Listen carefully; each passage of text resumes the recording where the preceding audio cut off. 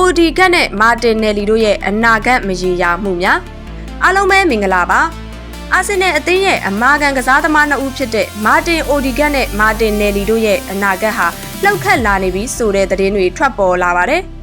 အသင်းကောင်းဆောင် OD ကအကြောင်းပြောရရင်သူဟာအခုရာသီမှာဒဏ်ရာပြဿနာတွေနဲ့ရုန်းကန်နေရသလိုပွဲထွက်ခွင့်လည်းနှဲပါလာပါတယ်အခုနောက်ဆုံးရရှိထားတဲ့သတင်းတွေအရ Manchester United အသင်းဟာ OD ကကို Old Trafford စီခေါ်ယူဖို့အတွက်စိတ်ဝင်စားနေပြီး Arsenal ဘက်ကလည်းပြောင်းရွှေ့ခြင်းယူရိုတန်း100ရရင်ရောင်းချဖို့အဆင်သင့်ရှိနေတယ်လို့သိရပါတယ်။ OD ကဟာ Emirates ကနေထွက်ခွာဖို့တွန်းအားပေးခြင်းမရှိပေမဲ့ဥရောပထိပ်သီးကလပ်တွေဖြစ်တဲ့ Bayern Munich, Barcelona နဲ့ Inter Milan တို့ကလည်းသူ့ကိုမျက်စိကျနေကြပါတယ်။ဒါတွေမကသေးပါဘူး။ဘရာဇီးတောင်မန်ကစားသမားမာတင်နယ်လီဟာလည်းဒီနွေရာသီမှာအသင်းကနေထွက်ခွာဖို့ပိုပြီးနီးစပ်နေပါတယ်။သူ့ရဲ့အသင်းအပေါ်အကျိုးပြုနိုင်စွမ်းဟာအရင်ကထက်လျော့နေလာတယ်လို့သုံးသပ်ကြပြီးအာဆင်နယ်ဘက်ကသူ့အတွက်ပြောင်းရွှေ့ခြင်းယူရို65သန်းသတ်မှတ်ထားပါတယ်။သူ့ကိုတော့စပိန်ကလပ်တွေဖြစ်တဲ့ဘာစီလိုနာ၊ အက်တလက်တီကိုမက်ဒရစ်တို့ကအလိုရှိနေကြတာပါ။အာဆင်နယ်အနေနဲ့သူတို့ရဲ့အမာခံကစားသမားတွေကိုလက်လွတ်သွားမလား